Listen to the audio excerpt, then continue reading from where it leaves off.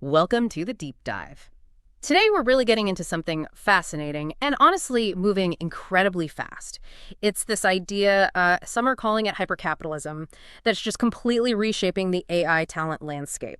We've looked closely at a really compelling analysis that spells out how the basic rules are changing. For everyone, employees, companies, investors, the whole playbook is being rewritten. Absolutely. And our job today, for you listening, is to try and unpack all that. We want to dig into why it's happening, what it really means, for Silicon Valley, but also way beyond. Yeah. And look at these key shifts, these surprising new ways things are working. What really jumps out at me from this analysis is just, the sheer speed, how fast the old models are getting disrupted. Okay, yeah, let's dig in. So the source dives right into what it calls a crazy AI talent bubble.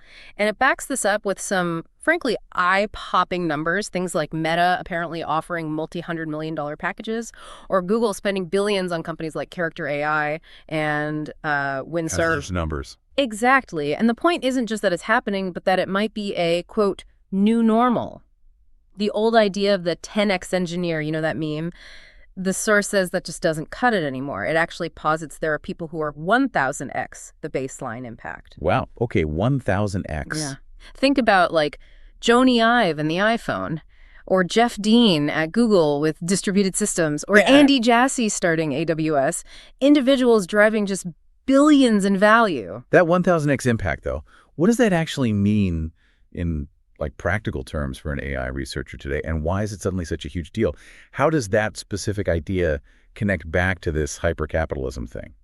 That's a really key question. The analysis explains it's not just about, typing more code. It's about someone having that rare ability to make a fundamental breakthrough, like a totally new algorithm or a unique way to build a model or an insight that just unlocks massive new potential for a huge platform. Ah, okay. Like a scientific discovery almost, but for AI. Exactly. It has those exponential downstream effects. You see, for decades, tech investment scaled kind of predictably. It grew, but steadily. But after ChatGPT, that AI catch-up investment just went, the source says parabolic. Right, it shot up like a rocket. First, it was all GPUs, right? Big training runs. But then some labs realized, just having GPUs doesn't guarantee you get good models. So now, that huge wave of capital, it's shifting aggressively towards talent. Towards finding those potential 1,000x people. Precisely. And it's that massive amount of money chasing this very specific, very small group of high-impact people. That's what's really driving this hypercapitalism. So, okay, that brings us to the why now. Why didn't this talent pricing, explode sooner? The source highlights three main reasons for this extreme demand and these huge pay packages. They call them compute leverage, demand urgency, and supply constraint. Okay, let's break those down. Compute leverage first. Yeah. So the big AI labs are spending tens of billions, maybe heading towards hundreds of billions, on compute clusters, massive infrastructure. Now, if the value they get out is basically compute power times research efficiency, then their willingness to pay for top researchers, the ones who boost that efficiency, it grows exponentially. Because that efficiency gain gets multiplied across that enormous compute investment. You got it. A small improvement from a top mine has a huge impact on the return from all those GPUs. Okay, that makes sense. What about the second one, demand urgency? The analysis really seemed to stress that. It mentions AI products spreading faster than anything before chatbots, code generation tools. Why is that speed so critical? What happens if you're just, say, a few months behind? Well, the source argues the urgency is extreme because the market hierarchy, the winners and losers, is being decided right now. We're still in what it calls an indefinite R&D phase. Your research quality basically is your product quality at the frontier, and it makes this really dramatic claim, quote, if the code gen market is representative, the delta in enterprise value capture for being 2 months ahead versus 2 months behind has never been larger. Wow, so being slightly behind is potentially catastrophic in terms of market value. That's the implication, which leads right into the third driver, supply constraint. There just aren't that many people, apparently, with the really unique skills to push the boundaries of these frontier models, especially when everyone thinks the key markets might be locked up in the next, year or two. A perfect storm, basically. Massive leverage, extreme urgency, and very few people who can actually do the work. Exactly. And this is where things get really interesting, maybe even disruptive, for how Silicon Valley works. The analysis argues that decades of trust, those unwritten social contracts, belief in the mission that's all being Deterritorialize is the word they use. Deterritorialize, meaning Meaning that bedrock of trust is just getting bulldozed by the sheer force of capital. You can't just assume it's there anymore. To make this clearer, it uses analogies from other fields like managing superstars in sports or acting or finance. right, where the top performers are clearly worth way more. Yeah, 10x, 100x the average. And often those superstars need expensive infrastructure too, right? Like an F1 driver needs a car or a trader needs a sophisticated desk. AI researchers need their compute clusters. That's a really helpful analogy. So how does this break down in practice? The source mentioned things like discovery, negotiation, and retention. What are the specific hurdles for AI talent there compared to, say, Hollywood or Wall Street? Good question. For discovery, finding that early-stage AI talent, it's described as more art than science. A bit like spotting a future movie star. Hard to predict. Very. Then negotiation and pricing. You know, Hollywood has agents like CAA, sports has stats, and Moneyball. But for AI researchers, their potential impact is incredibly hard to quantify, especially ahead of time. Though interestingly, it does mention some researchers are now actually starting to use talent agents. That's a shift. And retention, keeping them once you've found and paid them. That's tricky too. Wall Street uses non-competes, garden leave, paying people not to work for a competitor for a while. Tech finds that harder, preventing ideas from spreading. Though labs are getting more serious about information security, more locked down. The conclusion is basically that standard at-will employment contracts, quote, don't protect either side in this new reality. It even calls for something like a safe equivalent for tech talent, like the standardized fundraising documents. So new rules needed for employment itself. Seems like it. And that means new demands coming from both sides. From the company side, expect more pushes for, aggressive trade secret protection, stricter NDAs, more exclusivity clauses, maybe named competitor non-competes, those garden leaves we mentioned. Potentially even things like deferred compensation or ways to claw back equity if someone leaves. Okay, so companies are trying to lock things down more. What about the talent side? How might researchers who haven't typically had, like, unions or strong agents respond to this?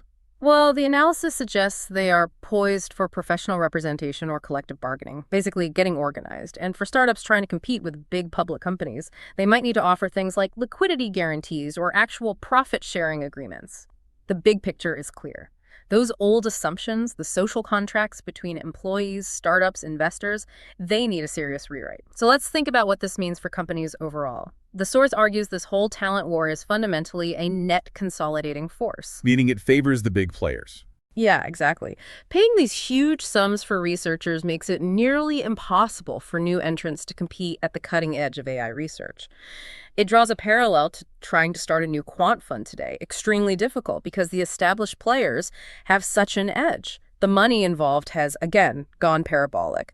So unless you have an incredibly compelling, strong mission, It's hard to justify the economic sacrifice candidates have to make by not taking the huge offer elsewhere. right, it credits places like OpenAI and Anthropic with having this cult status that basically acts as a multiplier on their R&D budgets. People want to be there, even for less money sometimes. But that raises a huge question. If early-stage AI R&D is that expensive now, I think the source said a single hire could cost an entire series of rounds. Yeah, it did. So what kinds of startups can even realistically make it in this environment? Is the lean startup dead for frontier AI? The analysis definitely suggests a shift away from that 2010s lean startup model, at least for the most ambitious AI plays. It expects more winners will come from what it calls a fat pitch founding, That pitch. meaning like incubations, already stacked teams, lots of institutional credibility right from day one, and these really powerful, unique missions. It cites examples like SpaceX, Anduril, OpenAI companies that absolutely could not be built as lean startups.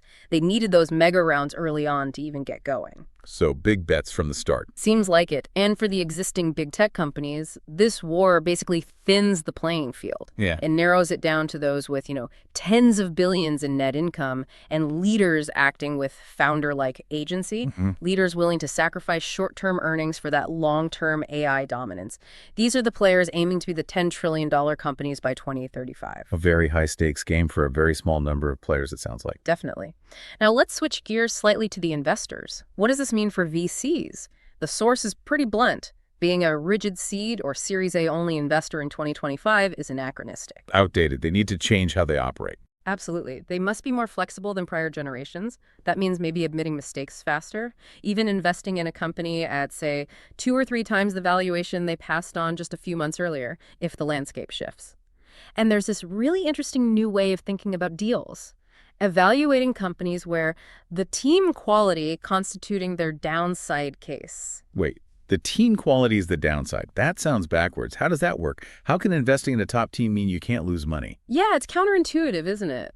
The logic presented is sort of, well, if you back a truly top-tier team, the upside, even if it's a tiny chance, is maybe achieving AGI, becoming a $10 trillion plus company, basically infinity. Yeah. So the investment is seen almost like a free call option on that massive potential upside. The worst case is maybe an acqui-hire where you get your money back because the talent itself is so valuable. Okay. The downside is limited because the team itself is an asset that someone else will likely pay for, even if the original idea fails. That's the theory. But, and this is a big but, the source warns VCs can still get absolutely nuked on big slugs of capital if they assess the talent wrong or if they overestimate the talent's commitment. Right, because maybe the team isn't actually 1000x where they jump ship. Exactly. And just having research breakthroughs doesn't guarantee you can build a product or sell it successfully. So that founder-investor social contract needs rethinking too, especially for these research-heavy teams. Investors might need more protection against extreme instances of talent departure. More complex agreements, maybe? Could be. And it probably means more option pool dilution than startups are used to. The fundamental split of value between employees and investors might just be different in this AI era. Ultimately, the analysis says founders need a clear strategy for this talent war. Either they have a cult-like missionary following, attracting people for reasons beyond just money, or need a clear path to winning the mercenary game with higher stakes than ever. Be a mission or have the most money. Stark choices. Pretty much. So, wrapping this up, what's the big takeaway for you listening? This deep dive really shows a landscape that's concentrating rapidly. The analysis is clear. Outcomes are going to be more concentrated, both at the talent and company levels.